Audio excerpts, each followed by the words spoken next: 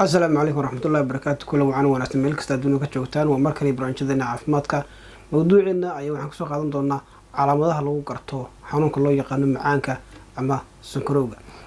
Calaamadahaas oo ka kooban ilaa 10 calaamadood oo kuugu muhiimsan ee lagu garan karo ama lagu ogaan karo in qofku qabo xanuunka loo yaqaan sidaan sheegnay macaanka ama sonkorowga. Marka laga hadlayo xanuunka macaanka ayaa sanadadii u dambeeyay dadka Soomaalida aad ugu soo badanayay kaasoo marka qaarkood ay dhacdo inaan qofku aan ka warqabin ama aan ogeyn inuu qabo xanuunkan, taasoo keenta marka qofka la baaro in la ogaado iyadoo laga yaabo inay suurtagal tahay waliba in xanuunkaas uu dhaawacay qaar ka mid ah unugyada jirkiisa gaar ahaan neerfayaasha iyo sidoo kale xididdada dhiigga oo inta badan uu saameyn ku yeesho xanuunka loo yaqaan macaanka ama sonkorowga.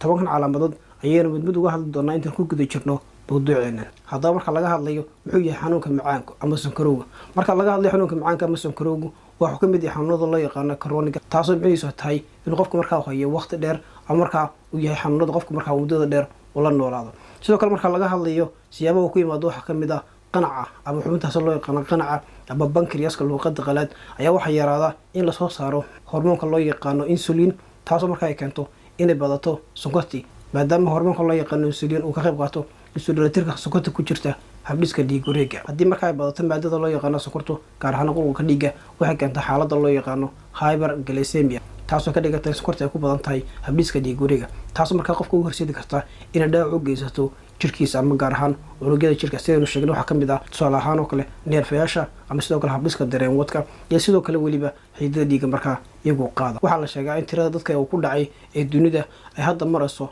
108 milyan oo ruux. Marka laga hadlayo xanuunka macaanka ama sonkorowga waxaa la sheegaa tusaale ahaan oo kale sanadkii 1980 in dadka dunida uu ku dhacay xanuunkani ay tiradoodu dhammeyd 108 milyan oo ruux. Sidoo kale waxaa la soo wariyay in sanadkii 2014 dadka uu ku dhacay xanuunka macaanka ama sonkorowga ee caalamku ay tiradoodu ahayd 422 milyan oo ruux. Taas marka waxay noo sheegaysaa inuu si xawliya ku socdo kororka xanuunka loo yaqaan macaanka ama sonkorowga marka laga hadlayo caalamka. Sida marka ay soo warinayaan jirradaha marka wax ka qoran caafimaadka bulshada waxaa la sheegaa in xanuunka macaanka ama sonkorowgu aad ugu badan yahay ama oo siibo dadka markaa ku nool wadamada dhaqaalahooda aad u hooseeyo ama kuwa dhexdhexaadka. Haddaba marka laga hadlayo xanuunka macaanka ama sonkorowgu waxa uu keenaa saameyn aad u daran, taasoo markaa uu ku yeesho qofka uu ku dhaco xanuunka macaanka ama sonkorowga.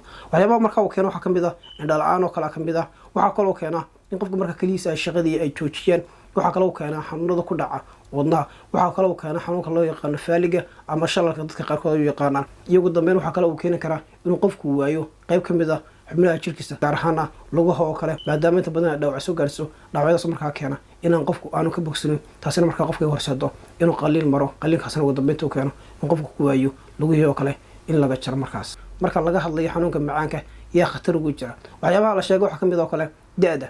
tusaalahaan kale qof marka da'diisu ay sii kordhaba waxaa looga baqayaa inuu ku dhaco xanuunka loo yaqaan macaanka ama sonkorowga. waxaa kaloo ka mid ah hiddaha, haddii qofka faamiligiisu ay leeyihiin macaanka isna waxaa looga baqayaa mustaqbalka inuu ku dhici karo ama uu siibi karo xanuunka loo yaqaano macaanka ama sonkorowga. iyagu dambeynta waxaa ka mid ah haddii qofka qoyskiisa ama faamiligiisu ay leeyihiin xanuunka loo yaqaano macaanka ama sonkorowga isaguna looga baqi karo mustaqbalka markastoo da'diisu ay sii weynaato inuu ku dhici karo xanuunka loo yaqaano macaanka ama sonkorowga. Marka laga hadlayo xanuunka macaanka waxaa loo qaybiyaa 2 qaybood. Qaybta koowaad waxaa loo yaqaanaa type 1 ama nooca koowaad. Inta badan marka laga hadlayo nooca koowaad wuxuu ku dhacaa daayarta gaar ahaan carruurta oo kale. Marka laga hadlayo nooca koowaad ee macaanka ama sonkorowga waxaa aad u yar hormoonka loo yaqaan insulin, taas markaa ganacu aanu soo saaraynin xad ku filan si markaa sonkorta ku jirta dhiig wareegga meesha looga saaro markaana loo sameeyo isu dheelitir. Si dhibta marka loo xaliyo waxaa qofka loo qoraa dawada loo yaqaan insulin, taasoo markaa qofku isku mudo, taasoo markaa keenta in la isu dheelitiro sonkorta dhiigga ku jirta. nooca koowaad ee macaanka ama sonkorowga waxaa la soo wariyay sanadii 2017 uu ku dhacay 9 milyan ruux, dadkaasoo inta badan u badnaa wadamada markaa dhaqaalahoodu oo aad u sarreeyo. nooca labaad ee macaanka ama sonkorowga inta badan waxaa ku dhacaa dadka waaweyn 95%. noocan labaad ee macaanka ama sonkorowga hormoonka loo yaqaan insulin maaha mid shaqeynaya ama effective ah. inta badan waxaa u sababa inuu qofka ku dhaco nooca labaad ee macaanka ama sonkorowga qofka oo markaa uu miisaankiisa uu kordho. waxaa kaloo ka mid ah noocan labaad ee macaanka qofka ku dhaco waxyaabaha keena qofka aan ahayn markaa qof firfircoon markaa sameynaya waxaa jimicsiya. labada arrimood aynu sheegnay ayaa kuwa inta badan loo sababeeyo inuu qofka uu ku dhaco nooca labaad ee macaanka ama sonkorowga. waxaa jira sidoo kale nooc saddexaad oo ka mid ah macaanka ama sonkorowga. kan inta badan waxaa lagu arkaa haweeneyda xaamilada ama markaa uurka leh, taas waxay keentaa inay sare u kacdo glucose ama sonkorta ku jirta dhiig wareegga, taasoo markaa ka sarreysa xaddiga caadiga markaa lagu cabiro sonkorta dhiig wareegga ee glucose. dhinaca kale marka laga hadlayo tan waxay caqabad ku noqon kartaa haweeneyda xilliga markaa foosha ama dhalmada, taas markaa adkeyn karta xaaladda dhalmada ee haweeneyda. Sidoo kale waxaa jira warwar laga qabi karo ilmaha xaaladda noocan ku dhasha in mustaqbalka ku dhici karo nooca labaad ee macaanka ama sonkorowga. Calaamadaha lagu garto macaanka ama sonkorowga.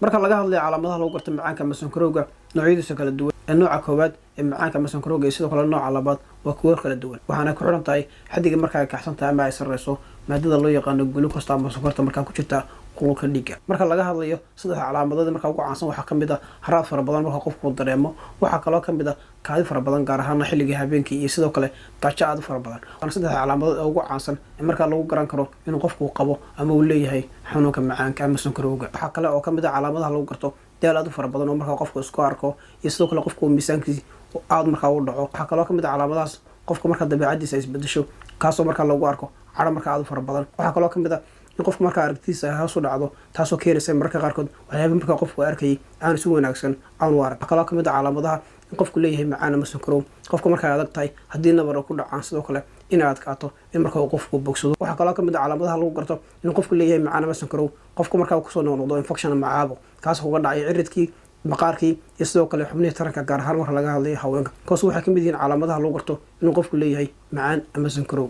Siyaabaha looga hortago marka laga hadlayo siyaabaha looga hortago cudurka macaanka ama sonkorowga waxaa ka mid ah in qofku wax ka bedelo qaab nololeedka markaa siduu qofku u nool yahay. Tusaale ahaan oo kale in qofku joogteeyo miisaan caafimaad leh kaasoo markaa qofka ka caawinaya inuu noqdo markaa qof caafimaad qaba. Waxyaabaha la soo jeedo waxaa ka mid ah in qofku sameeyo jimicsi tusaale ahaan kale ugu yaraan maalintii 30 daqiiqo. Markastoo qofku jimicsi sameeyo tan waxay ka caawinaysaa inuu xadido miisaankiisa kaasoo markaa qofku u horseedaya inuu qofku helo miisaan ku habboon caafimaadkiisa. Waxyaabaha kale marka laga hortagi karo cudurka macaanka sida talahaan lagu soo jeediyo waxaa ka mid ah cuntada oo kale. Waxaa la soo jeediyay qofku inuu cuno cunto markaa caafimaadka u wanaagsan, isla sidoo kale inuu qofku ka fogaado cuntooyinka marka ay sonkorta ku badan tahay iyo sidoo kale maadada loo yaqaano duxda ama subagga uu ku badan yahay. Ugu dambeyntii siyaabaha qofku uga hortagi karo waxaa ka mid ah cudurka macaanka ama sonkorowga inuu ka dheeraado isticmaalka tubaakada gaar ahaan cabitaanka sigaarka. Inta badan sigaarku wuxuu qofku u horseedi karaa halis ah inuu qofku ku dhici karo macaanka ama sonkorowga iyo sidoo kale xanuunada ku dhaca wadnaha iyo sidoo kale xididdada dhiig wareega.